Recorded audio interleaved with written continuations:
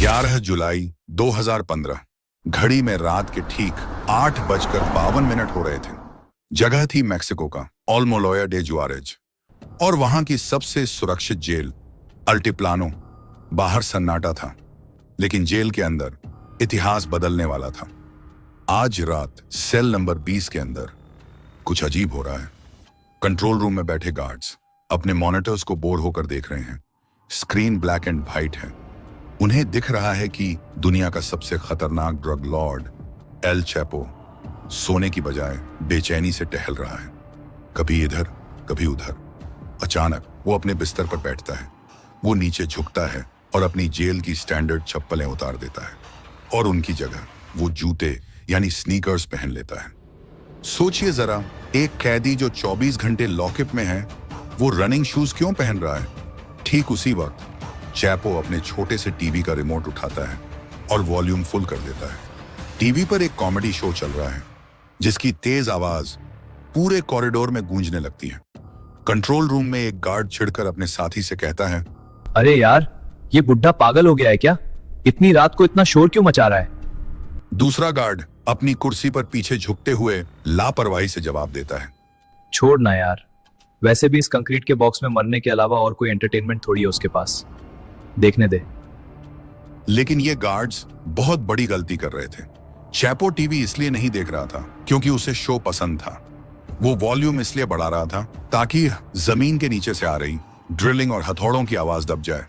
घड़ी में 8:52 हुए। चैपो अपनी सीट से उठा। वो सीधा सेल के कोने में बने शावर एरिया की तरफ गया। ये सेल का अकेला ब्लाइंड स्पॉट था जहां कैमरा की नजर नहीं पहुंच सकती थी। 1 मिनट बीता, स्क्रीन खाली थी। 5 मिनट बीते, स्क्रीन अभी भी खाली थी। गार्ड्स को लगा शायद वो कपड़े धो रहा है या नहा रहा है। लेकिन जब 18 मिनट बीत गए और चैपो वापस फ्रेम में नहीं आया, तब गार्ड्स के माथे पर पसीना आ गया। कुछ तो गड़बड़ थी। एक गार्ड ने घबराकर वायरलेस रेडियो उठाया। उसकी आवाज कांप रही थी, सेल 20 चेक करो, प्रिजनर दिख नहीं रहा, जल्दी जाओ। गार्ड्स भागते हुए कॉरिडोर में गए। उन्होंने लोहे का भारी दरवाजा खोला और चिल्लाए, गुकमैन, गुकमैन, सामने आ। लेकिन वहां सन्नाटा था, सिर्फ टीवी चल रहा था। जब गार्ड्स उस शावर की दीवार के पीछे गए तो उनके पैरों तले जमीन खिसक गई। उन्हें अपनी आंखों पर यकीन नहीं हुआ। वहां फर्श पर शावर के ठीक नीचे एक 20 इंच का परफेक्ट चौकोर गड्ढा था। गार्ड ने उस गड्ढे में टॉर्च मारी। नीचे गहरा अंधेरा था और वहां से ताजी ठंडी हवा आ रही थी। उसने कांपती आवाज में कहा, sir, the king has gone. Chapo गायब है। सवाल यह नहीं है कि वो भागा कैसे। सवाल यह है कि अल्टिप्लानो जैसी हाई सिक्योरिटी जेल में, जहां जमीन के नीचे वाइब्रेशन सेंसर्स लगे होते हैं, वहां इस आदमी ने 1.5 किलोमीटर लंबी टनल खोद दी। उसमें लाइट्स लगाई, हवा के लिए पाइप्स लगाए, यहां तक कि चलने के लिए पटरियां भी बिछा दी। लेकिन ऊपर बैठे हजारों गार्ड्स को एक खरोंच की आवाज तक नहीं आई। जरा सोचिए, इतनी बड़ी टनल खोदने में 350 ट्रक जितनी मिट्टी निकलती है। वो मिट्टी कहां गायब हो गई? कौन था जो जेल का नक्शा इस ड्रग लॉर्ड तक पहुंचा रहा था? ये सिर्फ एक जेल ब्रेक नहीं था, ये हिस्ट्री का सबसे बड़ा मैजिक ट्रिक था। तो आखिर उस 18 मिनट के अंधेरे में हुआ क्या था जिससे ये कैदी उस खतरनाक जेल से भाग गया, जहां से आज तक कोई बाहर नहीं निकल पाया, और जिसके कमरे में रोशनी के लिए एक खिड़की तक नहीं थी? वो वहां से कैसे भागा, जानेंगे आज की इस वीडियो में।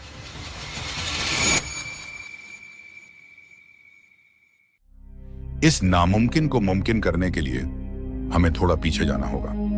आपको समझना होगा कि जिस आदमी ने यह सुरंग खोदी वो कोई आम क्रिमिनल नहीं था। ये एल चैपो गुकमैन था।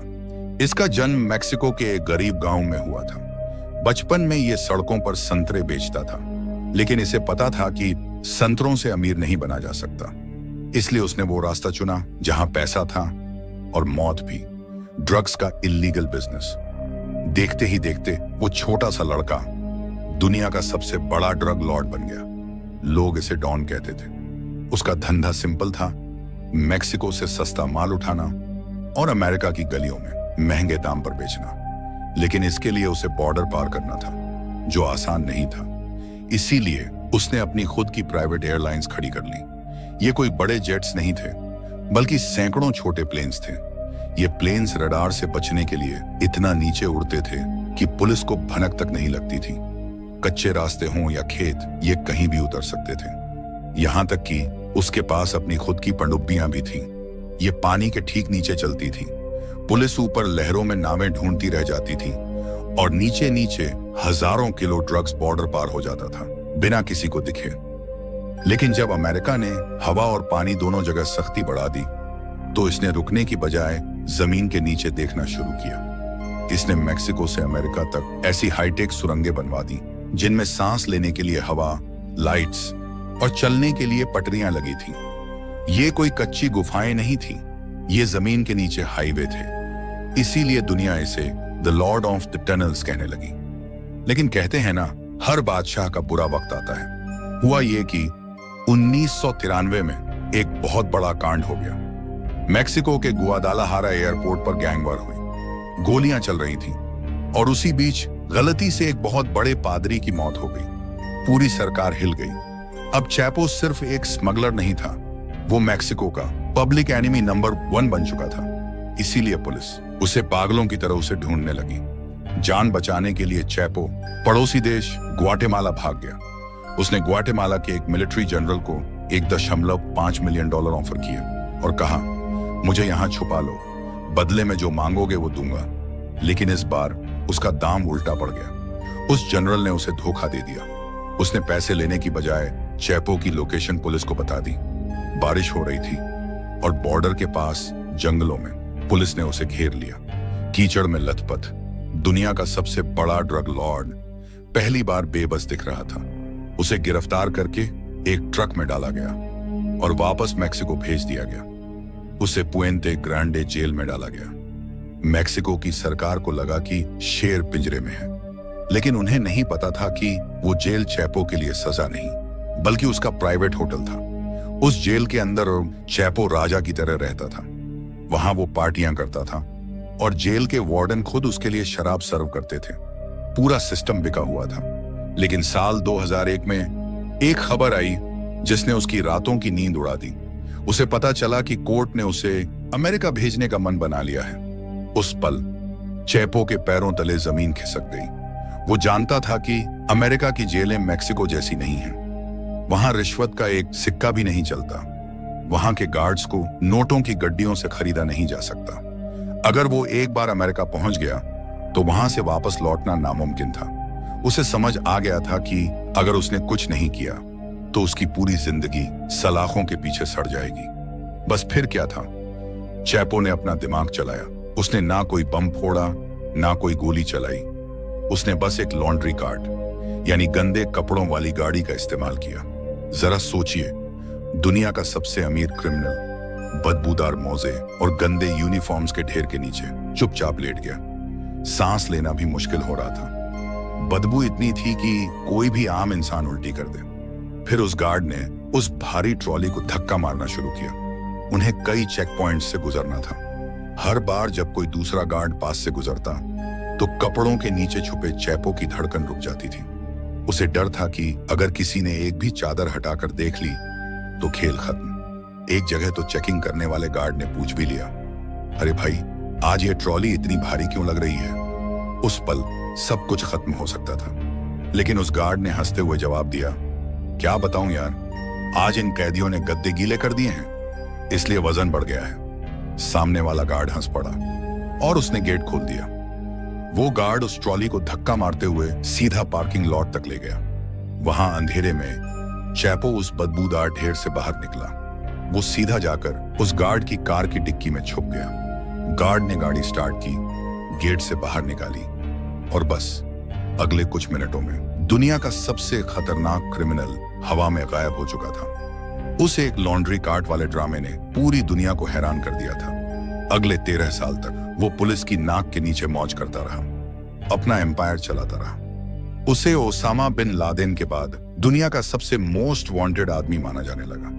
फिर आया फरवरी 2014। मजातलान के एक बेहद शानदार बीच होटल पर घड़ी में सुबह के ठीक 6 बज रहे थे। चैपो अपनी फैमिली के साथ गहरी नींद में था। तभी मरीन कमांडोज ने दरवाजा तोड़ दिया। बिना एक भी गोली चलाए उसे बिस्तर से उठा लिया गया। इस बार उसका गेम ओवर हो चुका था। सरकार जानती थी कि उसे पिछली वाली जेल में रखना बेवकूफी होगी। उन्हें कुछ ऐसा चाहिए था जो अनब्रेकेबल हो, एक ऐसी जगह जहां से परिंदा भी पर ना मार सके। इसीलिए उसे अल्टीप्लानो लाया गया। ये जेल बनाई ही ऐसे लोगों के लिए गई थी जो कभी पकड़े नहीं जाते। दीवारें इतनी मोटी कि बम से ना टूटे, जमीन के नीचे सेंसर्स लगे थे, और सबसे बड़ी बात, सरकार को ऐसा लगता था कि यहाँ के गार्ड्स को रिश्वत देकर खरीदा नहीं जा सकता। जेल के अंदर चैपो शांत बैठा था, लेकिन जेल के बाहर एक बहुत बड़ी साजिश रची जा रही थी। चैपो ने अपने वकीलों और अपनी पत्नी एम्मा के जरिए अपने बेटों को एक छोटा सा संदेश भेजा, मुझे यहां से निकालो, कीमत जो भी हो। उसके बेटे इवान और अल्फ्रेडो तुरंत काम पर लग गए। उनके पास पैसा बहुत था, लेकिन अल्टीप्लानो जेल को तोड़ने के लिए सिर्फ पैसा काफी नहीं था, उन्हें दिमाग चाहिए था। उन्हें पता था कि जेल की जमीन के नीचे सेंसर्स लगे हैं, अगर जरा सा भी वाइब्रेशन हुआ तो अलार्म बज जाएगा। इसलिए सड़क बनाने वाले आम इंजीनियर ये काम नहीं कर सकते थे। चैपो के बेटों ने दुनिया भर से बेस्ट माइनिंग इंजीनियर्स को ढूंढा।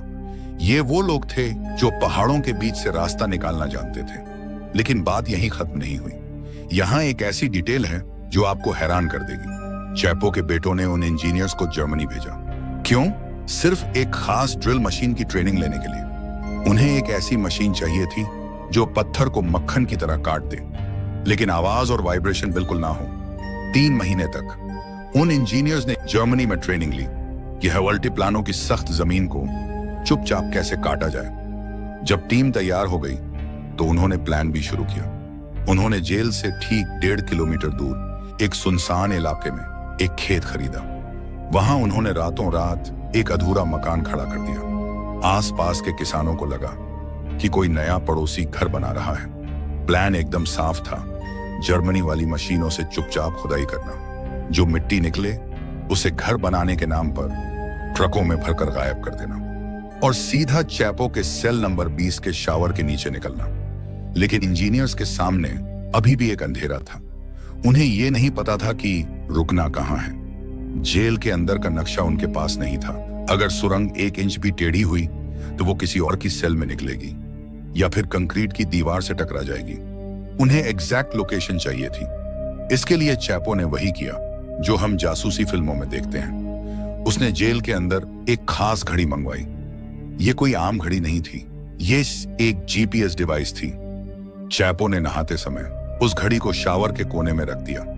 बाहर बैठे इंजीनियर्स को सिग्नल मिल गया। कंप्यूटर स्क्रीन पर एक रेड डॉट आ गया। अब उन्हें पता था कि टारगेट कहां है। यह कोई कच्ची सुरंग नहीं थी। इसके अंदर लाइट्स लगी थी, हवा के लिए ऑक्सीजन पाइप्स थे, और सबसे हैरान करने वाली बात, इसके अंदर एक मोटर बाइक खड़ी थी जो रेल की पटरियों पर चलती थी। जी हां, आपने सही सुना। सुरंग के अंदर एक बाइक थी जिसे मॉडिफाई किया गया था ताकि वो पटरियों पर दौड़ सके। आखिरकार वो दिन आ ही गया। चैपो अपनी सेल में था। उसने अपने जूते बदले। वो धीरे से शावर एरिया की तरफ बढ़ा। कैमरे में दिख रहा था कि वो नहाने जा रहा है। वो झुका और फिर गायब हो गया। गार्ड्स स्क्रीन देखते रह गए। जब 20 मिनट तक वो बाहर नहीं आया तो गार्ड्स सेल में दौड़े। वहां कोई नहीं था। शावर के नीचे एक 20 इंच का चौकोर गड्ढा था। गार्ड्स ने जब उस गड्ढे में झांका तो उन्हें सिर्फ अंधेरा दिखाई दिया। चैपो उस गड्ढे में कूदा, नीचे खड़ी उस बाइक पर बैठा और 1.5 किलोमीटर का सफर सिर्फ 3 मिनट में तय करके आजाद हो गया। जब पुलिस उस सुरंग के दूसरे छोर पर पहुंची तब तक वहां सिर्फ धूल उड़ रही थी। चैपो एक बार फिर हवा हो चुका था। अगली सुबह जब दुनिया जागी तो मेक्सिको की सरकार सो नहीं पाई। पूरी दुनिया के न्यूज चैनल्स पर सिर्फ एक ही ब्रेकिंग न्यूज थी, चैपो फिर भाग गया। मेक्सिको के प्रेसिडेंट के लिए यह शर्मिंदगी की बात थी। उन्होंने अपनी पूरी ताकत झोंक दी। 10,000 सैनिक, हजारों पुलिस वाले और अमेरिका की CIA और FBI सब के सब एक ही आदमी को ढूंढ रहे थे। लेकिन चैपो, वो आजाद था। उस वक्त चैपो को लगा कि वो गॉड है। उसे लगा कि उसे कोई नहीं पकड़ सकता, और यही उसकी सबसे बड़ी गलती साबित हुई। उसे एक नशा चढ़ गया था, शोहरत का नशा। चैपो चाहता था कि उसकी जिंदगी पर एक हॉलीवुड फिल्म बने। वो चाहता था कि दुनिया जाने कि वो कितना बड़ा डॉन है। इस पागलपन में उसने एक ऐसी बेवकूफी की जिसकी उम्मीद किसी को नहीं थी। उसने छुपने की बजाय हॉलीवुड एक्टर शॉन पेन और एक्ट्रेस केट डेल कैस्टिलो को इंटरव्यू देने के लिए अपने ठिकाने पर बुला लिया। वो जंगल में मिले, बातें हुई। चैपो को लगा कि वो सेलिब्रिटी बन रहा है, लेकिन उसे नहीं पता था कि जिस फोन से वो इन एक्टर्स से बात कर रहा था उसे CIA ट्रैक कर रही थी। उस एक इंटरव्यू ने पुलिस को उसका लोकेशन दे दिया। सुबह के 4 बजे मरीन कमांडोज ने घर को घेर लिया। इस बार कोई चेतावनी नहीं दी गई, सीधा ऑपरेशन ब्लैक स्वान शुरू हुआ। भीषण गोलीबारी हुई, दीवारों पर गोलियों के निशान थे। चैपो को पता था कि वो घिर चुका है। उसने अपनी पुरानी तरकीब अपनाई। वो अपने बॉडीगार्ड के साथ घर के पीछे छुपे एक मैनहोल यानी गटर के ढक्कन को खोलकर नीचे कूद गया। वो कीचड़ और गंदगी भरे सीवर में 1.5 किलोमीटर तक रेंगता रहा।